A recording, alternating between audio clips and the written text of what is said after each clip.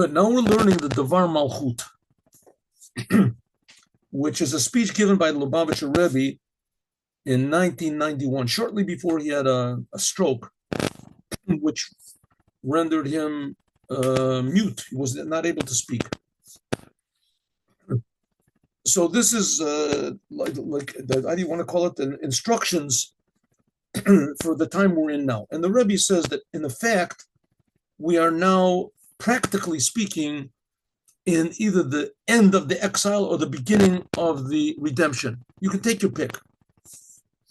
He said, the Rebbe said, basically it's the same thing. Exile. So the Rebbe asked the question, how can it possibly be? What is the sign? Any sort of sign that we're in there? I mean, it's supposed to be the end of exile means the end of confusion. The beginning of the redemption means the beginning of clarity in the world that we see, like we just finished learning in Torah Or. The dream becomes properly interpreted. So everything starts to make sense. And to see the world doesn't really make sense. How do we see that things are improving? So the Rebbe said, well, one way is that we see that Jews are scattered all over the world and that they're beginning to do Torah and commandments all over the world. They're beginning to do Torah and commandments all over the world. Now there's a big question, by the way. People sent me this. I saw it. There was a big convention of Agudat Yisrael. Agudat Yisrael, these are all religious Jews, fine, wonderful people, and they're not Chabad. There's not Chabad. These are, what do you want to call it, the normal religious Jews, right? Chabad are like crazy religious Jews. Ideally, that's what the Rebbe wants. That's what I'll just tell a short story. I think I told this before. Every Friday, I go to this big marketplace and I stand in like sort of right in the middle, and I hand out these boxes of candles. I had some over here to women, to women candles. I yell out tefillin, Jews, tefillin, put on tefillin, and people go. So some guy came to me and he said to me, Israeli, but he said it in a nice way, he said, Ata meshuga. He said, you're crazy. I said, would you like to put on tefillin? He said, you're crazy. You're insane. He said to me, you're Ata meshuga. You're crazy. So I said to him, listen, my friend, I said, I'm twice as crazy as you think I am, and I'm only 1/4 as crazy as I want to be. I said, oh, that's good. Because every Jew is basically crazy. Every Jew. And every Jew sort of, if you say it in a nice way, every Jew will admit it, right? If you say I'm crazy, every Jew will say, well, I'm crazy too. So that's what the Rebbe wants to say. So Chabad is like crazy Jews, and we want to make the whole world crazy. What do you mean crazy? We want to make the whole world crazy for Moshiach. We want to make the whole world dissatisfied, that we can't be satisfied just learning Torah and doing commandments, which is wonderful. But until every Jew is doing Torah and commandments, we can't be satisfied. We have to feel bad. Anyway, so this is a good issue. So there's a big question now: should Jews come to Israel or should they not come to Israel? Should they leave America? Should they leave these places? No, there's this anti-Semitism in America, and it's a good question. It's a really logical question. But the Lubavitcher Rebbe says, and this is especially in this speech, that if a Jew is outside of Israel and he learns Torah and he does commandments outside of Israel, and even if he's not crazy like Chabad is, and they go in the streets and they ask people to put on tefillin and stuff like that, you learn Torah, you do commandments outside of Israel, that refines that place. It brings a refinement, it brings a holiness, it brings a blessing to that place. It makes it more difficult for people to do bad and easier for people to do good, especially Jews. And that which we see now, that there's a lot of Jews that are really just, coming out in the open and with their Jew hatred and all this stuff, is because previously it was concealed. It wasn't, people could fool themselves. Now you can't fool yourself anymore. Okay, however you want to explain it, but nevertheless, doing Torah and commandments, wherever you do it, it brings blessing to the place, and no places need blessing more than outside of Israel. So if you keep Shabbat and you do Torah and you do commandments outside the land of Israel, we have no idea the effect that this makes. And it could be that a Jew that doesn't go out in the streets and puts on tefillin on people and goes and learns, he just keeps Shabbos in his house. It could be he has more effect good effect than the Chabad people do going and putting on Torah mitzvah. We don't know how the infinite effect of a commandment. We have no comprehension of how much good that does in the world. How much it relieves the world of bad thoughts and bad urges and bad. So the fact that Jews are scattered all over the world, this is the thing that's bringing to Mashiach. According to this, now we can understand, especially our generation, more than any of the generations which preceded it. A second, let me get my pointer over here. There we go. Any of the preceding generations. The Doras Akodim in the previous generations, Lo Bnei Israel, the Jewish people weren't scattered around so much, but called Kitzvei Tevel in all the world. Kefisha Dorenu and our generation. Long Beis Hamikdash goes without saying, in the time of the Holy Temple, and then Hayekayim, when the Holy Temple was there, Shebnei Israel, the Jewish people, they were all in the land of Israel, or around them, they were in Bavel or whatever. Ela Afilu B'Doros Rishonim, even in the first generations of exile after the second temple was destroyed, the Jewish people, they lived only in certain countries, right? Only countries that were near where Israel was. Al Kopanim, at least B'Chetzi Kidur Elyon. And then even for hundreds of years, they lived only in Europe. There were Jews. And there were Jews in Europe and the many parts of Eastern Russia, which is not the case the generations afterwards. Hitpaz, Bnei Israel, the Jewish people are scattered, but Medinas Rabos in many, many nations, Ad Gam B'Chetzi HaKoder Tachton, to what's called the lower half of the world. The upper half of the world is where the Torah was given, right? In Israel and in the upper, if you divide the world into that, the upper hemisphere in that way, not the below the equator, but just in that quarter of the world where the Torah was given, Israel and Europe and that. As now Jews are in America, South America, and the China, Russia, Japan, the Kol Dor Vador, and there's Chabad houses in Thailand, in Nepal, right? In every generation, Netosef is Odioter even more. In Thailand and Nepal and places like that, that's the usually Israeli tourists. They get out of the army and they go to they want to get as far away from Israel as they can, so they go India and these crazy places. Until our generation. Now there's Jews found really in every corner of the world where there's people, there's Jews. They do Torah and the commandments. Almost every country. I think there's a couple of Arab countries that don't have any Jews. I'm not sure. It could be that even in the Arab countries, I think that in Iran, for sure there are. In Syria, I think that there's also still Jews. There's a Jewish, even in Iran, there's Jews. There's Jews, a Jewish community. There are several hundred Jews over there. Egypt, I don't know if there is. Egypt, I think there's only 1 or 2 Jews left in Egypt. But nevertheless, there are Jews. Often in such a way, that they act according to the customs of the place. They speak the language of the place.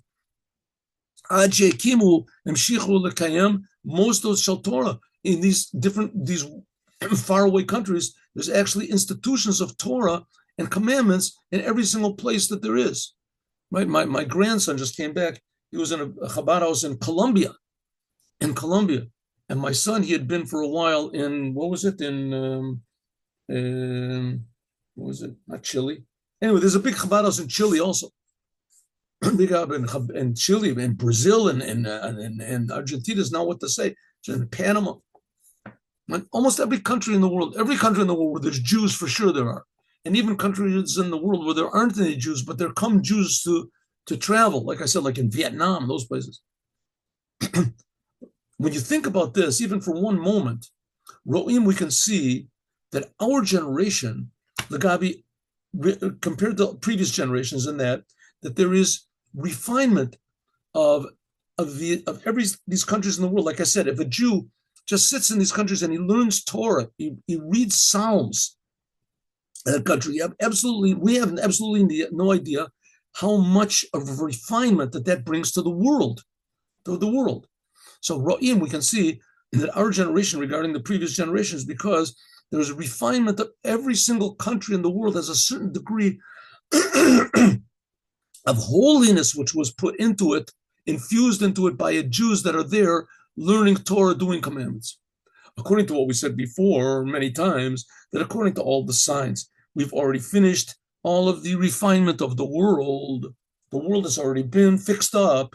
Harry moving, so now it's understood. Why is it now we are, says the Rebbe, we can say now that we're the last stages of exile. The last stages of exile, and we're the beginning stages of the future redemption. Of the redemption. It's almost like a person, I'm just making this example up. He gets in an airplane, and you know how complicated it is to make an airplane? I have no idea.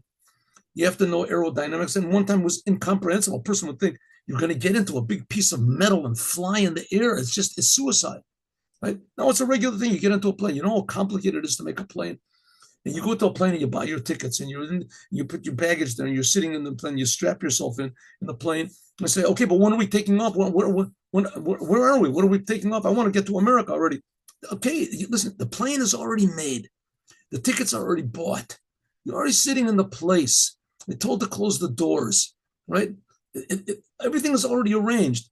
Okay, so it's not actually flying. You don't see it actually flying. Let's say it's just going on the runway. It says, hey, I didn't want a bus. I want a plane. Let's get off the ground.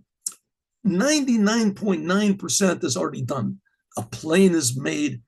Amazing thing, a plane. And you have a ticket. You're sitting inside of it, right? And there's gas in the plane. Everything is ready. And it's even moving. You're seeing it's moving. Okay, it's not flying the way you want to. Says the Rebbe the same thing. The world is already ready. Torah is being learned at every place.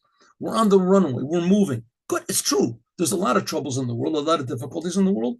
But the Rebbe is trying to tell you, I am an expert, and I'm telling you that the world has been refined sufficiently that any second Mashiach can come and everything will flip over in a revealed way. Therefore, we are on the last kavar, Shlava Gula. Therefore, says the Rebbe, how can we? It says now we are already in the stage of redemption. The whole world is ready. Why? Because Jews are everywhere in the world, and they're learning Torah, they're doing commandments. Kol inyanim benuyim ba'ofen shel klol pratim. Says the Rebbe, everything there is in the world, every detail in the world is part of some general category. General category. Everything there is in the world, right? Money is in the category of economics. Right, the breathing is in the category of respiratory system of life. Everything has the details and the generality that it partakes of, that it is part of. Now, what we said before that the world is refined. This is especially that's the generality, especially in France, Sarfat. Now, in the Haftorah of last week. Last Haftorah, I really should have translated it. I don't know why I didn't. Anyway, the fact is I did translate it last year, and I tried to bring it up and transform it to here, and it didn't work. I don't know why, but anyway, so it's the prophecy of Ovadiah. I advise you to look for it. It's not hard to find. Ovadiah is just one chapter. That's all there is to Ovadiah. It's just one chapter. It's got 30, 40 lines to it or something. Ovadiah was a convert. And he eventually rose up very high in the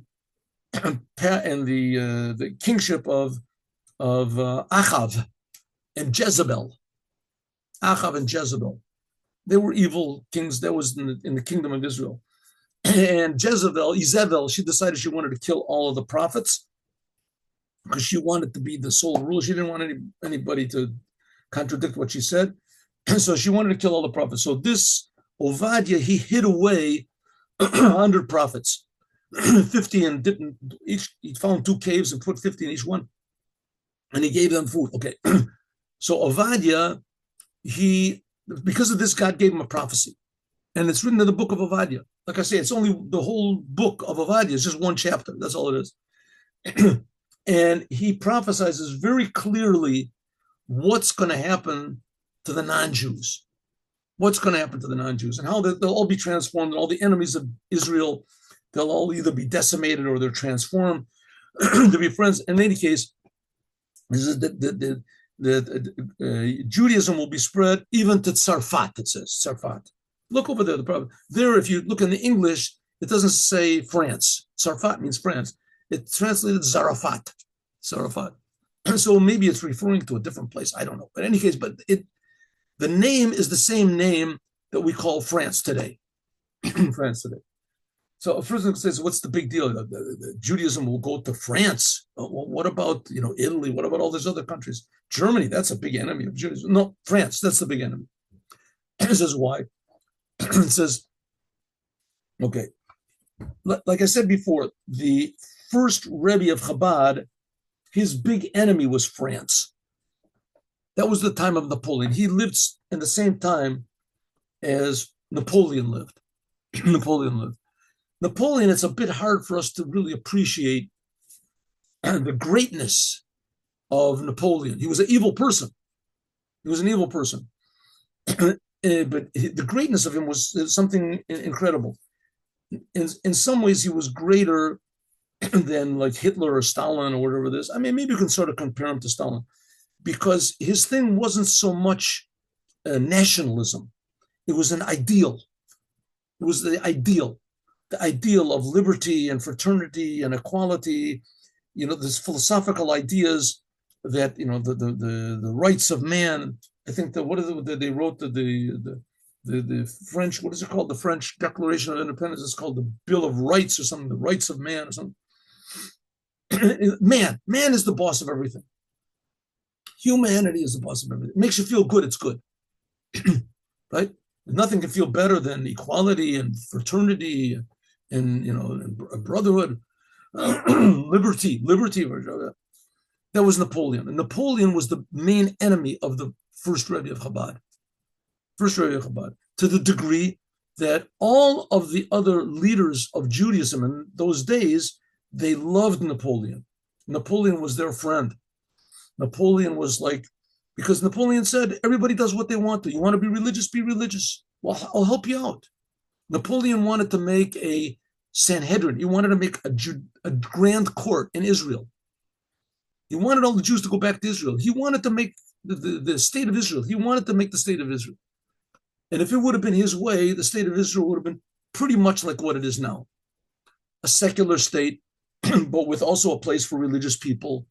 And he wanted to make a big judicial court with 500 men or something like that, and have non-religious Jews also, because in France there was already a lot of intermarriage. That was the first place, I think, in the world where there was officially, in big numbers, it was accepted that Judaism accepted intermarriage. France, right? To intermarry with the non-Jew was a good thing. Everybody. Okay, so France was the big enemy of the first Rebbe of Chabad. He was the only one that was against Napoleon, to the degree that he even sent spies to spy on Napoleon, because Napoleon sort of didn't really suspect them, because all the religious Jews were on his side. So that was the big enemy of the Alter Rebbe, was France. And we just finished saying, remember, last time we said that Tzarfat is the numerical value of 770. That's the address of the Rebbe's headquarters, and also of Paratsta, spreading out. Paratsta, spreading out. Ufa. Okay, so it says this whole topic, the general topic that we're talking about, redemption, also has its details. And one of the details is France, Tzarfat. First of all,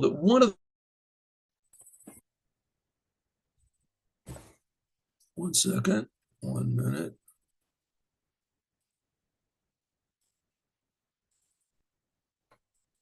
Somehow or other it stopped. I hope that the recording didn't stop. Here we go. All right.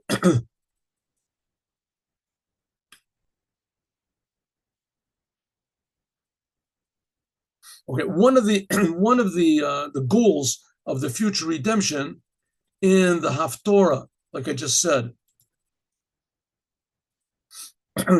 last Shabbat, it says clearly about Tzarfat, which today is translated as France. It says Galut ha'he achel hazeh livnei Yisrael ad Tzarfat. So there will be the end of this exile, and the end of the exile will even reach to Tzarfat. Yorshu Arya Negev, and the Jewish people, they will would inherit the cities of the south, and and finally it says the Olam Moshiim, the saved ones, the Jewish people.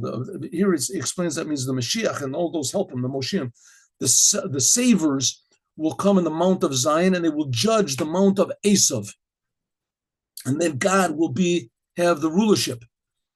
So generally, the mountain of Esav, that's usually considered to be Rome, the Christian religion. Usually, that's what it is.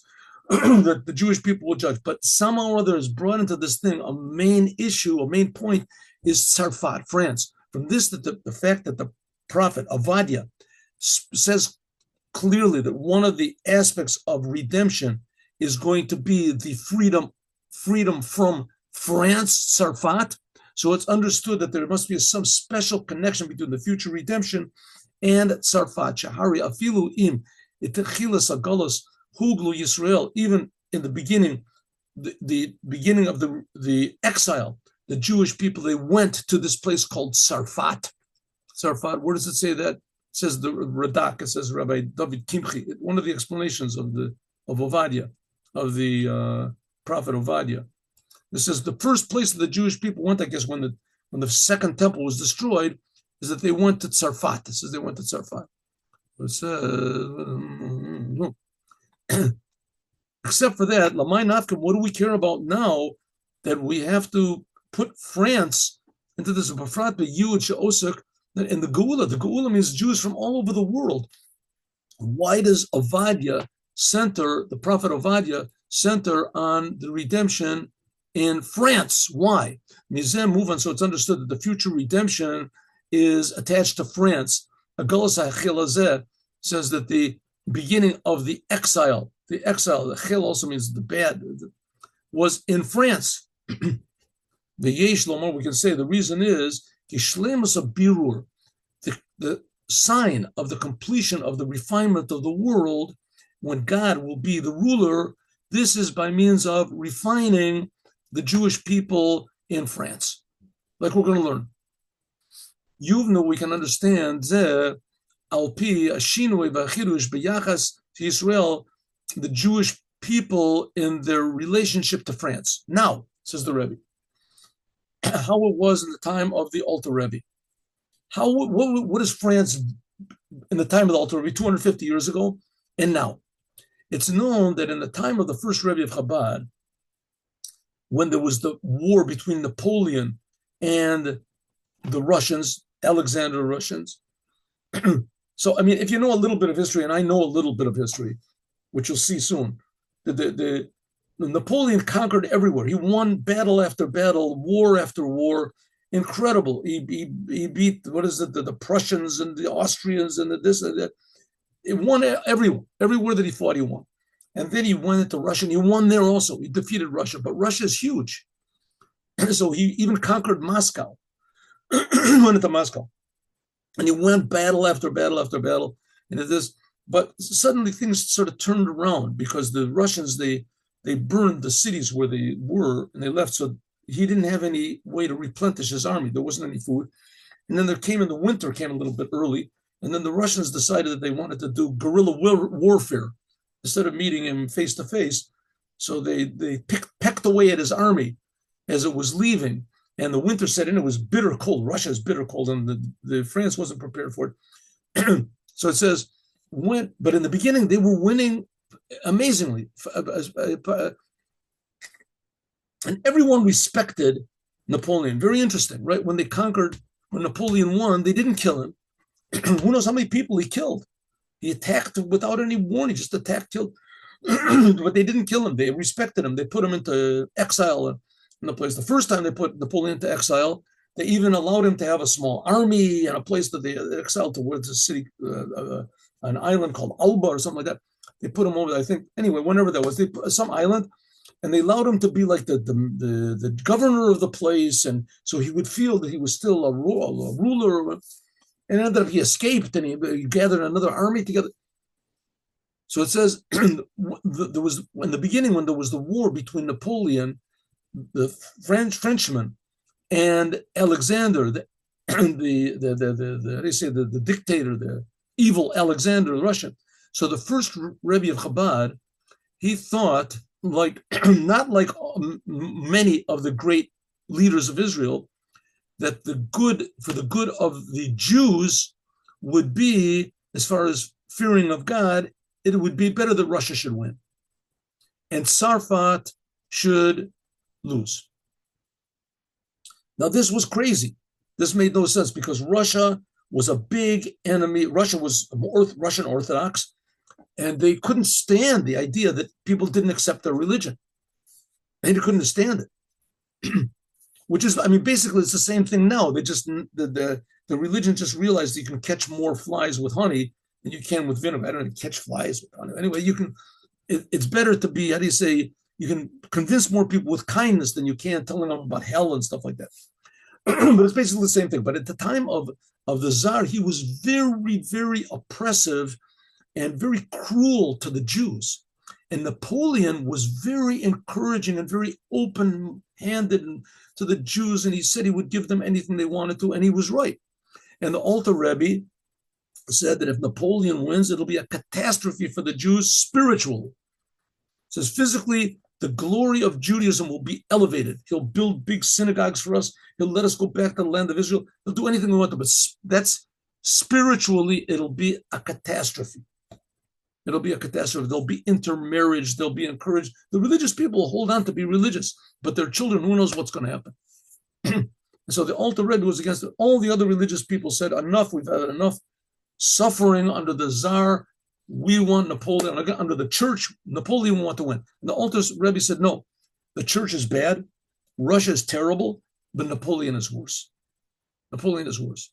In his holy language, he said, if Yinatzech, Beit Pei, it says Bonaparte, that was his name. If Napoleon wins, Base Pei called him, is Yoruvu Osher, there will be great richness, the Jewish people will become rich, the Yoram Karen Israel, the glory of Israel, of the Jewish people will be elevated. Right? Napoleon agreed that the Jewish people are a special people. But Yisparu Yisrachku, but they'll be separated and distanced the hearts of the Jews from their Father in heaven. Right? They'll be thankful to Napoleon, not to God. But if Alexander, if Aleph, he said Alexander wins, that's Imki Yervu, only even though that there will be more poverty in the Jewish people, and the glory of the Jewish people will be cast down. But what? Yitkashru, Yitchabru, Yitakru, Yitakdu, Liban, but there will be unified the hearts of the Jewish people to their Father in heaven. Either way, it's going to be terrible. But the Rebbe said terrible destruction spiritually is worse than terrible destruction physically. Hatam says that because France, Napoleon in the beginning, Yatsku, they had what was called freedom. God forbid, from everything about religion and faith in God. To be free, not just to be free from Russia, to be free. You do what you want. You're the boss. The Klipazu, this of France, Napoleon, which which advertised the power of the Klippa of selfishness and severe judgment that selfishness brings, because of the gaivos isnasus litlosu b'malchus Sarfat. Because we'll say that I went back. Because everybody will be relying and grateful to Napoleon, and everyone will be similar to Napoleon, and they'll say kochiv otzim yadi. Here, Napoleon won. You see what happens when you don't believe in anything. Misalach hashgacha emuna, it'll remove faith in God. There's a story. Okay, let's just finish what it says. It'll remove faith in God. Well, it's a little bit longer than I thought. Okay.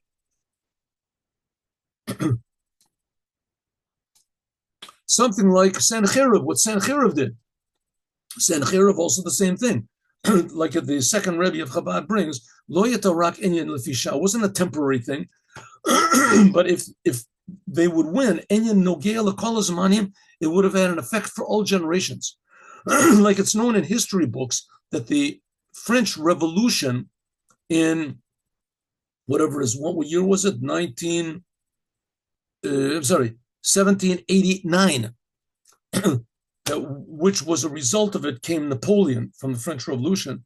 After a few years after that, this was an ideological revolution, a general thing which brought with it a change in the whole world.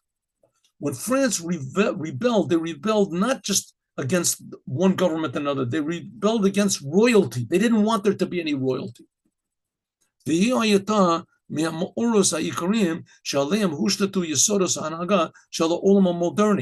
The French Revolution was one of the basic foundations of modern thought, but atheism, until the transformation. Before this French Revolution, the government of France and most of the countries of the world there was a king or a queen, and they conducted the country however they wanted to. The revolution was based on the fact that human beings, there's no king, you're the boss. Therefore, they evicted the king or the queen in order to free themselves and free their country from any rulers. The conduct of the country should be by the people, and the people, they're the ones that should rule. Now, even though there is a very good thing about this, that's good. Democracy is good. That the person is free physically, and there's more justice and, how do you say, truth in the world, honesty. And this brought to richness of people, where there could be capitalism, people were free to do what they wanted to. But because this is based on faith and trust in God, so this brought with it, I'm sorry. But because this idea of freedom was not based on trust in God, it wasn't based on the idea that the kings are denying us our godly image, that they're forcing us to do what they want and not what God wants. So because of that, they just said, let's just be freed of all rulership. This brought with it, therefore, a gisha shachafish baruchnius. Therefore, it brought a spiritual type of a freedom, namely freedom from religion. The Rebbe once said that the secret of the success of America is that they have freedom of religion, but not freedom from religion. Freedom from religion means that you don't think there's anything above you. This is casting off the yoke, and you become hefker. You can do what you want to. Davar she'ishpia, France did it. This had an effect on other countries as well. For this same reason, the Alter Rebbe was very, very against France. And he prayed that they would lose in the war. There's a story about him sounding the shofar, to the degree that because of this, that he refused to be under the rulership of France, the Alter Rebbe chose with all of his people, with all of his household, and all of his possessions, that they fled from Liadi. The Alter Rebbe, because he helped the Tsar, so the Tsar helped him to run away from the city of Liadi. Liadi, that's where the Alter Rebbe was living. And as soon as Napoleon conquered Russia, he got up to the city of the Alter Rebbe, as he sent soldiers to the Alter Rebbe's house to find something, because Napoleon was a big sorcerer. And if he had something, he could do what do they call it, sympathetic magic, that he could put a curse on the Alter Rebbe. And the Alter Rebbe the first Rebbe Chabad was afraid of him. According to this, it says, as a result of this, because the Alter Rebbe ran away from his place in Liadi, so he he had to wander around, and eventually this led to his death on the Kafdal Tevis. And he promised, the first Rebbe of Chabad, he promised the second Rebbe that he said, to the degree of almost like an oath, that Russia was going to win the war, because his son was standing with him, and he saw that Napoleon was winning, and he saw that his father was very, against Napoleon. So he said to his father, "What's going to be?" So his father said, "I'm telling the truth." He had tefillin on his head, and I'm not telling you what's not true. Napoleon's going to lose. and this is what's going to be. And he told exactly what was going to happen, and so it was. And he used the Jewish, by means of that, the Jewish people were saved from the bad influence of France. There was France, if France would have conquered Russia. Bnei Israel Yachlud, and the Jewish people were able to continue serving God and bringing their fellow Jews closer to God. And especially by means of the Torah of Hasidut in Russia, by means of our rabbis. So therefore, if Napoleon would have won, then Hasidut wouldn't have had any effect on the Jews. The Jews would have wanted to just run away from God. Why should you do what it says in a book? Let's just do what it says in the world, free world. You can do whatever you want to, have a good time. The Alter Rebbe, on the other hand, said, no, we can't forget about God. God is creating us. God is the real reality. God is really, and Napoleon is wrong. Therefore, the victory of the first Rebbe of Chabad over Napoleon was really a victory of truth over egotism, of selflessness over selfishness, right? The ability to devote yourself to the truth instead of devoting yourself just to what feels good. That's basically the battle that's going on now in the world. Basically, Napoleon would be overjoyed if he saw the woke movement and all these other leftist movements that are whirring in the world. Napoleon was the ultimate leftist. He was the ultimate leftist. And true, the alternative to Napoleon was a bitter one, was the king and the czar. But now we see the alternative to being woke and the stuff is not so bitter. It's not so bitter as it was before. And even more, now the ideas of Hasidut have been accepted by Jews all over the world. The oneness of God, the goodness of God, the closeness of God. So we can see that now France has been defeated. France now has been transformed. Jews are transforming in France. Jews are becoming religious in France. Incredible. As we'll talk about more, God willing, tomorrow. But that's the big sign that the redemption is here.